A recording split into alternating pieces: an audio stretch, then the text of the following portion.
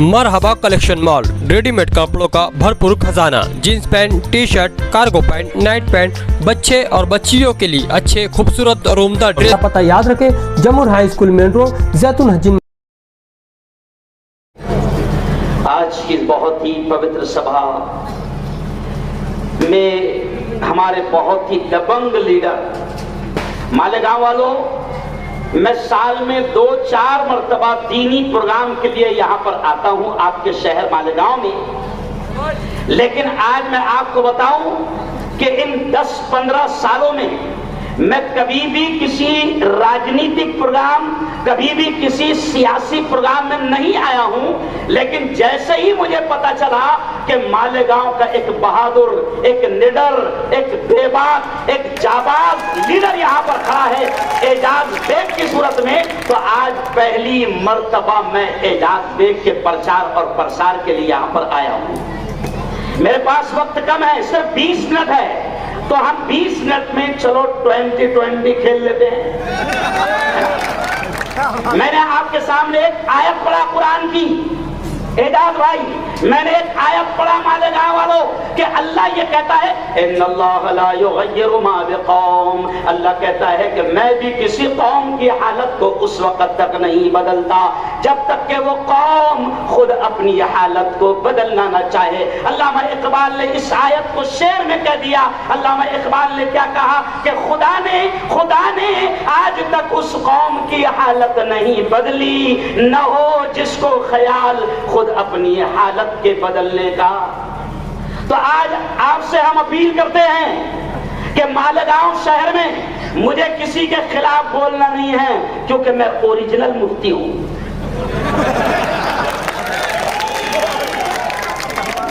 मेरा इस्लाम किसी की जात पर कीचड़ उछालने की इजाजत नहीं देता। आज मैं आपके शहर में देख रहा हूं, मुझे शर्म आती है कि आज आपके शहर में मुसलमान एक दूसरे की जात पर हमला कर रहे हैं। आप मालेगांव वालों ये फैसला करो, क्या आपको आपके बच्चों को बेवड़ा बनाना है? अरे बोलो ना, नहीं। आप फैसला करो, क्या आपके बच्चों को आपको बंदूक चलाने वाला मवाली और गुंडा बनाना है? नहीं, आपको फैसला करना है। इसलिए आज मैं आपसे कहता हूं कि अल्लाह भी ये कहता है कि मैं भी किसी कौम की हालत को उस वक्त तक नहीं बदलता जब तक कि वो कौम खुद अपनी हालत को बदलना ना चाहे। मालेगांव वालों, आज भारत की सबसे बड़ी party, national party Congress party ने अगर एजाज बेग को चुना है तो कोई तो बात है। एजाज, हम छोटी मोटी पार्टियों के लिए नहीं आए हैं। एक शख्स मुझे मिले पर्चा भरते वक्त, मुझे देखकर वो बिल्कुल शॉक हो गए और मुझसे कहने लगे, मुफ्ती साहब कैसे आए हो? मैंने कहा कि हाथ ही हालात को बदलेगा, पंजे का प्रचार करने के लिए आया। मैंने कहा तुम अब कौन सी नई पार्टी में हैं? क्योंकि हर 5 साल के बाद में तुम पार्टियां बदलते हो, तुम कौन सी नई पार्टी में हैं? तो एजाज भाई वो कहते हैं कि मैं इस्लाम पार्टी में हूं। तो मैंने कहा इस्लाम पार्टी कौन सी? अजीत पवार के हाथ में जो है वो पार्टी? नहीं समझा? यानी आपने इस्लाम को भी किसके हाथ में दे दिया? अजीत पवार के हाथ में दे दिया। ओ यारो, मेरे पास शहर के लोकल मुद्दे बयान करने का वक्त नहीं है। सिर्फ आओ, मैं खुलकर एक बात कहता हूं कि आप और हम सब मुसलमान हैं। मुझे दोनों हाथ उठाकर बताना कि आप तमाम नबी से सच्चा इश्क करते हैं। माशाअल्लाह, हम नबी से सच्चा इश्क करते हैं। हम कहते हैं लब्बैक या रसूल अल्लाह। हम कहते हैं मेरे माँ बाप आप पर कुर्बान या रसूल अल्लाह। हम कहते हैं मेरी औलाद आप पर कुर्बान या रसूल अल्लाह। हम कहते हैं मेरा सब कुछ कुर्बान आप पर है रसूल अल्लाह। लेकिन आप देखो कि इस वक्त महाराष्ट्र की शिंदे सरकार, फडणवीस सरकार, बीजेपी की सरकार, अजीत पवार की सरकार, वो सरकार खुलकर ये कहती है एजाज भाई, वो सरकार ये कहती है कि जिस शैतान ने, जिस खबीस ने, जिस मरदूद ने मेरे नबी की शान में गुस्ताखी किया, वो खबीस रामगिरी महाराष्ट्र की ये सरकार कहती है, अजीत पवार की सरकार कहती है, शिंदे की सरकार कहती है, फडणवीस की सरकार कहती है कि महाराज के बाल को भी धक्का लगने नहीं देंगे। तो अब बताओ, जो लोग ऐसी सरकार के हाथ में है, मेरी एक वीडियो आपने देखा होगा, मैंने खुलकर कहा था एजाज भाई, मैंने खुलकर कहा साथ है, वो रामगिरी के साथ है। यहां बजाओ तालिया, जो जोर से बोलना, जो अजीत पवार के साथ है वो रामगिरी के साथ, जोर से बोलो, जो अजीत पवार के साथ है वो रामगिरी के साथ, रामगिरी के साथ है। जो फडणवीस के साथ है वो रामगिरी के साथ है। जो शिंदे के साथ है वो रामगिरी के साथ है। और सुन लो, जितने भी लोग यहाँ पर खड़े हुए हैं, आप उन तमाम को जानते हैं, लेकिन एक आदमी तो ऐसा है कि जो अभी करोड़ों रुपए का पावर दिखा रहा है, आरिफ कमर साहब, वो पूरा के पूरा पावर करोड़ों रुपए का अजीत पवार का है। विक्रमात उनको दिखा देना कि गुस्ताखे रसूल को हम किसी भी हाल में माफ करेंगे। जोर से बोलो, गुस्ताखे रसूल को हम किसी भी हाल में माफ करेंगे नहीं। और सुन लो, मालेगांव की आवाम पढ़ी लिखी है, मालेगांव वाले जाहिल नहीं है, मालेगांव वाले जानते हैं कि अजीत पवार के साथ में कौन है। मुझे नहीं मालूम, जरा भाई मैं तो यहाँ का नहीं हूँ, तुम ही बोलो कौन है अजीत पवार के साथ। अरे जोर से बोलो, अरे अजीत पवार का आदमी कौन है, मुझे नहीं मालूम, जोर से बोलो। बस, तो जो अजीत पवार का आदमी है वो रामगिरी का आदमी। हम ऐसे शख्स को और जोर से बोलो, माँ की कसम खा के, ऐसे शख्स को नहीं देंगे। और याद रखो, ये भी याद रखो, मैं भी आपके शहर में आया, वो जाफर नगर, और वहां से मैं एंट्री मारा, कसम खुदा की, एजाज भाई, मुस्तकीम भाई, मैंने देखा कि कितना बुरा हाल आप लोगों ने, आमदारों ने यहाँ मालेगांव का कर दिया। अरे वो समृद्धि हाईवे, ये जुमला सुन ला, वो समृद्धि हाईवे 600 किलोमीटर का बन गया, उसके साथ में इस पुल का उद्घाटन हुआ था, ये 3 किलोमीटर का अभी तक नहीं बन पाया। समझ गया बेचारा, तो ये लूट मार कर रहे हैं। अगर आपको सुनो, और अगला जुमला सुनो, आपको मुल्क से, ये जुमले पर ध्यान देना, आपको मुल्क से जालिम सरकार को हटाना है कि नहीं हटाना है? आपको मुल्क से कातिल सरकार को हटाना है कि नहीं हटाना है? आपको मुल्क से मुसलमानों की दुश्मन सरकार को हटाना है कि नहीं हटाना है? आपको मुल्क से गरीबों की दुश्मन और किसानों की दुश्मन सरकार को हटाना है कि नहीं हटाना है? हटाना है, तो वो है मोदी सरकार। और सुनो मुसलमानों, लोकसभा में तुमने 4 महीने पहले बड़ी अक्लमंदी से काम किया, लोकसभा में तुमने बड़ी अक्लमंदी से काम किया। उसका नतीजा क्या निकला कि जो मोदी कहता था 400 पार हो जाऊंगा, 240 पे अटक गया, तो अब वक्फ बिल पास नहीं कर पा रहा, हमसे पूछ रहा। क्यों पूछ रहा? क्योंकि आपने होशियारी का सबूत दिया, आपने इत्तेहाद का सबूत दिया, आपने एकता का सबूत दिया। आप बहके नहीं, आप भटके नहीं, आप बिके नहीं, आपने 4 महीने पहले एकता का सबूत दिया, तो नरेंद्र मोदी, बीजेपी की जालिम सरकार 240 पे रुक गई, तो ताकत खत्म हो गई। अब एक तरफ से नीतीश बाबू है, एक तरफ से चंद्रबाबू नायडू है, यानी बेचारा मोदी दोनों तरफ सहारे से खड़ा है। अब नीतीश कुमार तो बेचारा पलटू रहा में, कब पलट जाएगा भरोसा नहीं है। तो ये मोदी सरकार को आपने लोकसभा में हराया। मैं आपसे कहता हूं, मुफ्ती हारून नदवी, मैं आपसे कहता हूं, अगर आपने महाराष्ट्र से इसको साफ कर दिया, अल्लाह की कसम मुल्क बच जाएगा। और हम मुल्क के चाहने वाले हैं साहेब, निखिल भाव, हम मुल्क के चाहने वाले हैं। सुनाओ, हम मुल्क को बचाने का काम कर रहे हैं। ये कांग्रेस पार्टी, आपने देखा होगा कि जब ये शैतान लोग पूरे मुल्क में नफरतें फैला रहे हैं, दुश्मनियां फैला रहे हैं, हिंदू मुसलमान में दंगे फैला रहे हैं, तो उस वक्त हमारे नेता राहुल गांधी ने मोहब्बतों का व्यापार शुरू कर दिया है। हमारा राहुल गांधी, हमारा नेता, हमारी पार्टी मोहब्बत, एकता, अमन, शांति और सद्भावना का पैगाम दे रही है। अगर आपको, मैं तो मेरे हिंदू भाइयों से भी कहता हूं, मैं तो मेरे जैन भाइयों से भी कहता हूं, मैं तो मेरे बौद्ध भाइयों से भी कहता हूं, मैं तो मेरे दलित भाइयों से भी कहता हूं कि अगर देश में अमन, शांति, सुकून लाना है और देश को तरक्की पे पहुंचाना है, तो मोदी को हटाओ। बोलो जोर से, मोदी को। देखो मैं नारा लगाऊंगा, आपने बोलना देश बचाओ। मोदी हटाओ, जोर से बोलो, मोदी हटाओ, मोदी हटाओ। तो मोदी को हटाने का काम ये अपने आसिफ बाबा थोड़ी करेंगे।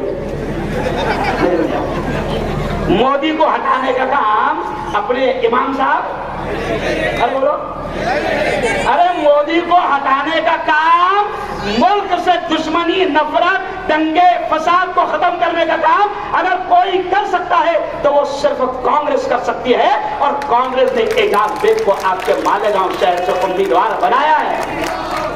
कांग्रेस ने एजाज बेग को, और एजाज बेग साहब जरा इधर आइए, आइए आइए, ये देखिए जहां तक निगाह जा रही है, सुनो सुनो, जहां तक निगाह जा रही है एजाज भाई, पब्लिक आई हुई है और ये सब बगैर पैसों की है। कैसी है? बगैर पैसों की है। आपने किसी को बोतल तो नहीं दिए ना? अच्छा, आपने भी आते आते किसी को पुलाव खिलाया क्या? नहीं ना। फिर पुलाव नहीं खाए फिर भी तुम्हारे जलसे में आ गए, बोतल नहीं लिए फिर भी तुम्हारे जलसे में आ गए। इसका मतलब एजाज बेग को जिताना है। कौन? इंशाल्लाह। बोलो, एजाज बेग को जिताना है। और अब आखिरी बात सुन लो, आखिरी बात सुन लो, बहुत काम की बात मैं कह रहा हूं कि एजाज बेग, मैंने आज दिन भर रहा, साथ में रहा, मैं एजाज बेग साहब के साथ में रहा। मैंने देखा कि दबंग लीडर है, डरते नहीं है ना, दबंग लीडर है, डरते नहीं। और मैंने ये भी देखा कि कुछ लोग हवलदार को साहेब बोलते हैं और वो एसपी और बड़े बड़े 3 स्टार वाले मेरे इस लीडर को सलाम ठोकते हैं। दबंग लीडर है वो। मालेगांव वालों, ये भी याद रखना, आपको याद होगा 2023 नवंबर का महीना आपको याद होगा। अरे याद है ना? अरे बोलो, याद है? नवंबर के महीने में किसने फंसाया था, याद है? अरे बोलो जोर से भाई। याद है? हम भूलेंगे नहीं। किसने मुखबिरी किया था, याद है? अरे बोलो, याद है? याद है? किसने दलाली किया था, याद है? याद है? तो अब भूलना मत, 20 नवंबर को भूलना मत। अच्छा, एक बात एजाज भाई और साफ कर देता हूं, मैं मालेगांव आ रहा था तो मुझे 2-3 हिंदू दोस्तों ने क्या कहा, ओ मुफ्ती साहब तुम वहां जा रहे, हलक फाड़ेंगे, लोगों को समझाएंगे। कहां जा रहे? मालेगांव जा रहे। मैंने कहा मालेगांव जा रहा हूं। कहा कि मुफ्ती साहब ज्यादा हलक मत फाड़ना, चांद रात आएंगी 500 में भी गिराएंगी। चांद रात समझते हैं? अरे बोलो ना। 19 तारीख को रात में चांद रात, तो कहा कि चांद रात में 500 में भी कहेंगे। ओ यारो, ये जुमला हंसी का नहीं है एजाज बेग साहब, ये जुमला मुसलमानों के मुंह पर एक तमाचा है। ये जुमला मुसलमानों के मुंह पर एक तमाचा है। यानी ये खबीस क्या सोच रहे हैं कि कोई टेंशन नहीं, 19 तारीख को हम तिजोरी, अरे बोलो, खोल देंगे, है ना, अपना हराम का खजाना, अरे बोलो, लुटा देंगे। पुलाव, अरे बोलो ना, पुलाव खिला देंगे। अब सुनो, आखिरी बात के बाद खत्म करूंगा। अगर आप 500 रुपए में बिकते हैं, ये जुमला सुनो जुनैद सारा, अगर आप 500 रुपए में बिकते हैं तो सुनो, मैं मुफ्ती हारून, मैं 50 किलो का हूं। कितने किलो का? 50 किलो का। अगर मैं 500 में बिका तो क्या किलो गया? 10 रुपए किलो। 10 रुपए किलो। अरे अगर एक आदमी जो वोट डालने वाला है 50 किलो का है और 500 में बिका, तो अभी एजाज बेग साहब ने कहा कि 10 रुपए किलो गया। अरे मालेगांव के गैरतमंद जवानों, गैरतमंद साथियों, अरे सेमड़ी मेंढी अभी 700 रुपए किलो बिक रही। मेरी 700 किलो बिक रही। तो बता दो कि हम बिकने वाले, जोर से बोलो, हम बिकने वाले नहीं है। हम कांग्रेस को लाएंगे और देश को बचाएंगे। बोलो, हम कांग्रेस को लाएंगे और देश को, जोर से बोलो, हम कांग्रेस को लाएंगे और देश को, कांग्रेस आएगी तो सुनो, आज राहुल गांधी, मैं चैलेंज के साथ कहता हूं, आरएसएस, बहुत खतरनाक जुमला सुन लो, आरएसएस जो सिर्फ मुसलमानों की दुश्मन नहीं है, मुसलमानों की दुश्मन नहीं है, आरएसएस मुल्क की दुश्मन है। मुल्क में दंगे फसाद फैलाना, हिंदू मुसलमानों को आपस में लड़वाना, आरएसएस वालों की पूरी कुंडली आपको मालूम है कि उस वक्त अंग्रेजों के साथ में क्या किया था। लेकिन चैलेंज के साथ कहता हूं एजाज भाई, चैलेंज के साथ कहता हूं कि आरएसएस के खिलाफ अगर कोई खुलकर मैदान में आकर बोल रहा है तो वो मेरा शेर राहुल गांधी है, जो खुलकर बोल रहा है। इसलिए मालेगांव वालों, तय कर लो कि 20 नवंबर को जब मशीन के पास में जाएंगे। अच्छा देखो, कुछ लोगों के पास में हराम का भोग आ गया, हराम का उनके पास बहुत आ गया। अच्छा, हराम के पैसे की तासीर है कि वो रहता नहीं, वो रहता नहीं, तो 15 तारीख के बाद में ऐसा वो पैसा खुद ऐसा उछलेगा। तो क्या कर रहा है, जिनके पास में ज्यादा हराम का है, पैसा बहुत उछाल रहे हैं, तो क्या कर रहा, ले रहे और अपने मन के मालिक है। मोदी जी कैसे मन के मालिक है? मोदी जी सिर्फ उनके मन की बात करते कि नहीं, किसी के मन की सुनते क्या? नहीं। तो जिनके पास में हराम का पैसा है, ले लेना और उसको बोलना, भैया वोट तो ईमानदारी के साथ एजाज बेग को रहेगा। वोट ईमानदारी के साथ किसको रहेगा? अच्छा, एक बात, आखिरी बात सुन लो, आपने 10 साल एक शख्स को मौका दिया कि नहीं दिया? बोलो ना यार, बोलो ना। दिया। एक खानदान को 30 साल खाने का मौका दिया कि नहीं दिया? अरे बोलो भाई, उन्होंने इतना खाया कि अब वो गोलियां निकाल रहे हैं। तो आपने एक खानदान को 30 साल मौका दिया, आपने एक शख्स को 10 साल मौका दिया। तो मैं आपसे कह रहा हूं कि जो आदमी 25 साल में उसने अपने इलाके की दिशा और 25 साल में अपने मोहल्ले की किस्मत बदल दिया, उसको एक बार मौका दे दो मालेगांव शहर की किस्मत बदलने का। एक बार मौका दे दो मालेगांव शहर की किस्मत बदलने का। और याद रखो, हम वो नहीं है एजाज भाई, हम वो नहीं है जो हमेशा जज्बात में लाकर कहते कि मेरे आमदार एक बार जिता दो, फिर यहाँ पर देखना हैदराबाद के जैसा हॉस्पिटल बन जाएगा। अरे बना क्या रे है? अरे कहीं दिख रहा क्या रास्ते में? मेरे को तो नहीं दिखा। अरे बोलो ना यार, मैं जलगांव में भी ऐसे बोले थे, उन्होंने जलगांव में भी बोले थे, ऐसे बोले थे कि मेरे 2 उम्मीदवार जिता कर दे दो, देखना अगले हफ्ते में मैं तुमको जलगांव की गलियों में नजर आऊंगा। अल्हम्दुलिल्लाह 10 साल हो गए नजर। अरे बोलो, नहीं आए तो झूठे वादों में मत जाना। प्यारे नबी की बात सुनाकर बात खत्म। ये जुमला याद भाई याद रखो, प्यारे नबी ने क्या कहा, ये जुमला सुनो। प्यारे नबी ने कहा कि मोमिन बड़ा होशियार होता है, मोमिन बड़ा चालाक होता है। मोमिन एक बिल से 2 बार डसा, अरे बोलो, नहीं जाता। और अपने इतने बावले है कि एक बिल से 30 साल तक के डसेंगे, नहीं तो क्या? और एक बिल से, अरे बोलो ना, 10 साल। अच्छा एक बात बताओ, अगर रास्ते में सफर कर रहे थे, पेशाब के लिए रुके किसी जगह पर, वहां सुराख था, सुराख में नजर पड़ी तो आपको ऐसा सांप का मुंह नजर आया, सांप का मुंह, तो वहां उंगली डालेंगे क्या तू? अरे बोलो ना, नहीं डालेगा। क्यों? वो वहां सांप है।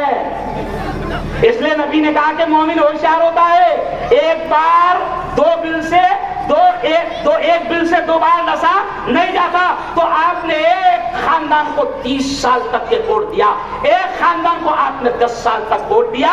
मैं आपसे कहता हूं, मैं मुफ्ती हारून नदवी आपसे कहता हूं कि एक बार एजाज भाई आइए, एक बार सिर्फ ये दबंग लीडर जो हर वक्त तुम्हारे साथ रहता है, एक बार एजाज देखो, एक बार एजाज देखो, मौका दे दो, इंशाअल्लाह हम आपके साथ रहेंगे। और आपके जितना डिमांड है, आपकी जितनी मांगे हैं, हम एजाज बेग से पूरी कराएंगे। बहुत बहुत शुक्रिया, बहुत बहुत।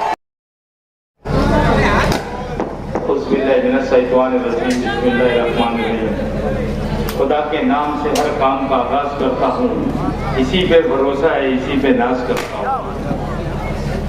आज के जलसे आम के सदर साहब, स्टेज पे बैठे हुए तमाम पार्टी के पदाधिकारी, जलसा गाह के अंदर बैठे हुए हमारे तमाम नौजवान हजरात, बुजुर्ग हजरात, और जहां तक मेरी आवाज जा रही है ऐसी मेरी पर्दा नशीन माँ बहनें, आज अल्लाह के फजल करम से और आप लोगों की दुआओं से कांग्रेस पार्टी इंडिया अलायंस ने मुझे यहाँ पर मालेगांव से असम्बली का उम्मीदवार मुंतखब किया। मैं रब्बुल इज्जत का सबसे बड़ा शुक्रिया अदा करता हूँ और अल्लाह पाक से दुआ करता हूँ कि अल्लाह पाक आने वाली 20 तारीख को इस शहर के लोगों को 20 नवंबर को जो है 12 नवंबर के अंदर जिन जिन लोगों ने फंसाया मालेगांव शहर के लोगों को, इनका बदला आपको 20 तारीख को लेना है।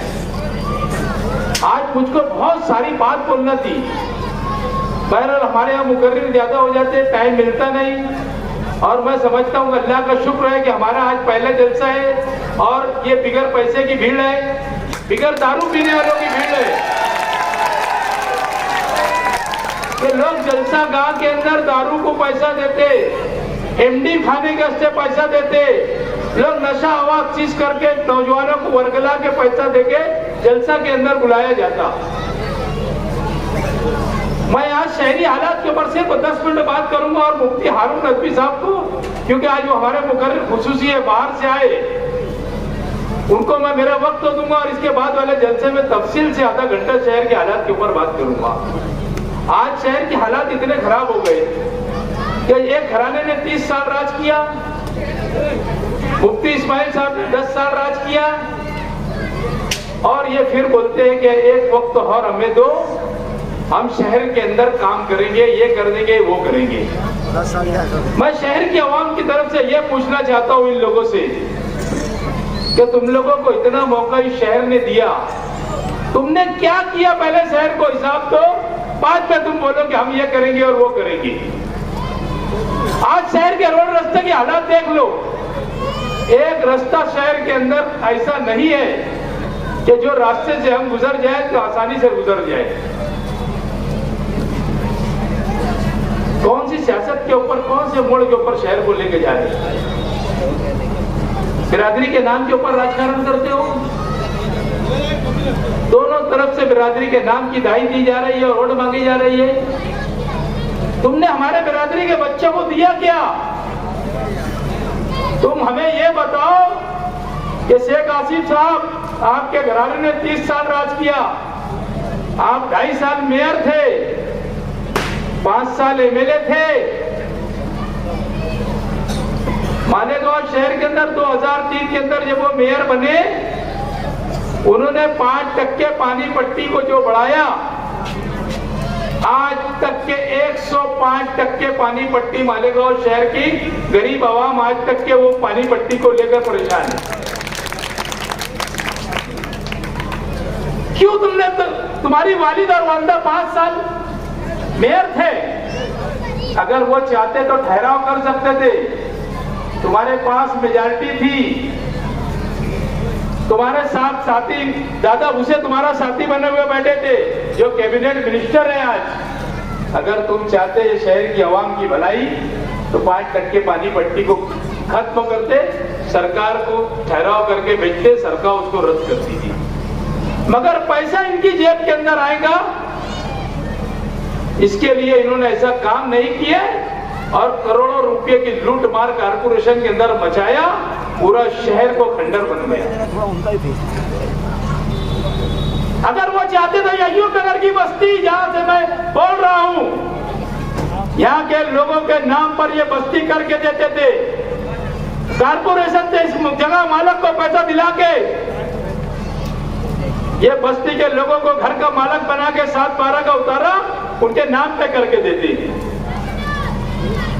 मगर क्या बोलूं कि इनको काम करना ही नहीं है। अगर गरीबों का काम कर देगा तो गरीब का बच्चा इनके पास कैसे आएगा? ये तो ये चाहते हैं कि गांव मांग के खाओ और हमारा बन के रहो। क्या कहते हैं ये लोगों को? गांव मांग के खाओ और हमारा बन के रहो। गरीबों की कभी पड़ी नहीं है। आज हमारे मासूम बच्चे स्कूलों के अंदर जाते, आज खिचड़ी घोटाले के अंदर यहाँ के तमाम लोग मुलविस है। मेरी बात का सवाल का जवाब अगर उनका कोई कार्यकर्ता होगा तो उनको देने लगाना कि तुम खिचड़ी के घोटाले के अंदर नहीं है। ये जो अर्गे मुर्गे इनके घूमते हैं, ये खिचड़ी के ठेकेदार ठेका वो लेते और इनको देते का जा तू पका, तू आधा खा और आधा हमारे को खिला के दे।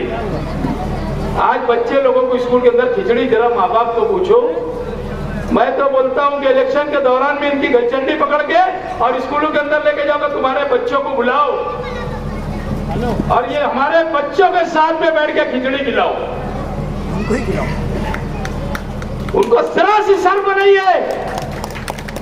क्योंकि ये शहर को ये गरीब रहना देना चाहते हैं। अमीर अगर बन जाएगा ये शहर तो इनके पास कौन आएगा। 12 नवंबर के अंदर फसाद हुआ, यानी जरा सी बात हुई, मंसूबा बंद तरीके से मैं कह रहा हूं, शेख आसिफ साहब आपने लोगों को फंसाया और जेल की सलाखों के पीछे डाला। आप पुलिस के खबरी बन के बैठे थे, पुलिस को हर बार जा जाके लोगों का नाम देते थे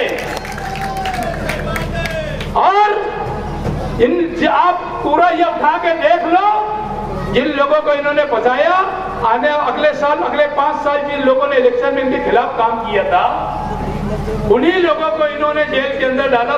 टोटल तादाद देख लो।